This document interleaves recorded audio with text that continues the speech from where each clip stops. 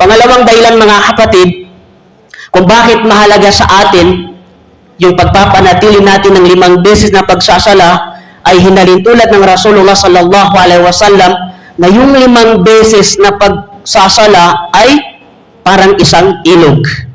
Anong sabi ng Rasulullah sallallahu alaihi wasallam? Ara'aytum law anna nahran bibabi ahadikum yagtasilu minhu kulla yawmin 5 marratin hal yabqa min daranihi shay'un? Qalu la yabqa min daranihi shay'un. Hinalintulad ng Rasulullah sallallahu alaihi wasallam ang pagdarasal na 5 beses na parang isang taon na naliligo sa ilog.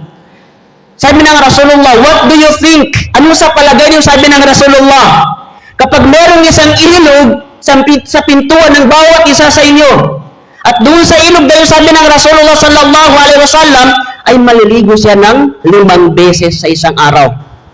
What do you think? Sabi ng Rasulullah, may matitira pa ba sa kanyang dumi o sa kanyang baho? Ang sabi ng mga sahaba, ya Rasulullah, qalu la yabqa min daranihi shay'un. Ya Rasulullah, kapag gano'n ang gagawin ng isang tao, 5 beses siya maliligo doon sa ilog na yun sa loob ng isang araw, walang matitira sa kanyang dumi o di kaya sa kanyang baho. Ang sabi ng Rasulullah sallallahu alaihi wasallam, "Fadhalika mathalus salawatil khams yamhu Allahu bihinnal khataya." Ganyan din kahalintulad ng pagdarasal ng 5 beses. Sabi ng Rasulullah, pinapawin niya, binuburan niya ang kasalanan ng isang tao. Masya Allah. Anong ibig sabihin mga kapatid? Napakaganda ng pagsasalarawan ng Rasulullah sallallahu alaihi wasallam. Pwede mo tanungin ang sarili mo, kapatid, ilang beses ka ba naliligo sa isang araw? Maraming mga taon, 1 beses, 2 beses. Meron ka naman makita ng mga tao na hindi siya naliligo na kahit 1 beses sa isang araw. Subhanallah.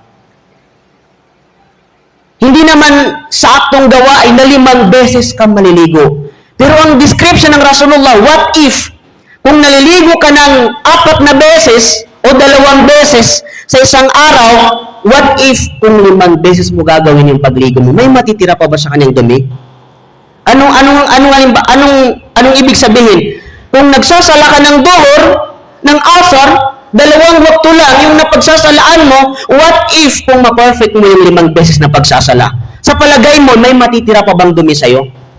Subhanallah. Lahat ng mga kasalanan ng tao ay binubura ni Allah subhanahu wa ta'ala sa pamamagitan ng pagsasala ng 5 beses. E paano yung tao na hindi na naliligo?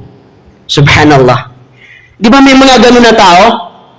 What I mean is, paano nga yung mga tao na kahit may 1 beses, hindi man lang siya makapagsala sapagkat busy sa kanyang trabaho, busy sa kanyang negosyo, anumang pinagkakabalahan. Subhanallah. Mga kapatid sa pananampalatayang Islam, bilang isang mananampalataya kay Allah subhanahu wa ta'ala, kung nakakayanan natin panatilihin ang kadalisayan sa ating physical na pangangatawan sapagkat isa tayong may itsura na lalaki, mabango, kung kaya natin i-maintain ang kalinisan sa ating mga physical na pangangatawan, bakit hindi natin kayang panatilihin ang kalinisan ng ating kaluluwa?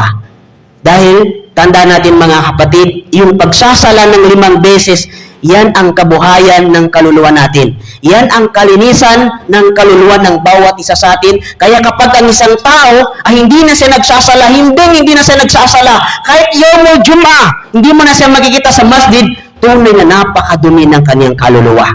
Napakadumi ng kanyang kaluluwa. Yan ang pangalawang dahilan mga kapatid kung bakit mahalaga sa atin ang pagpapanatili natin ng 5 beses na pagsasala.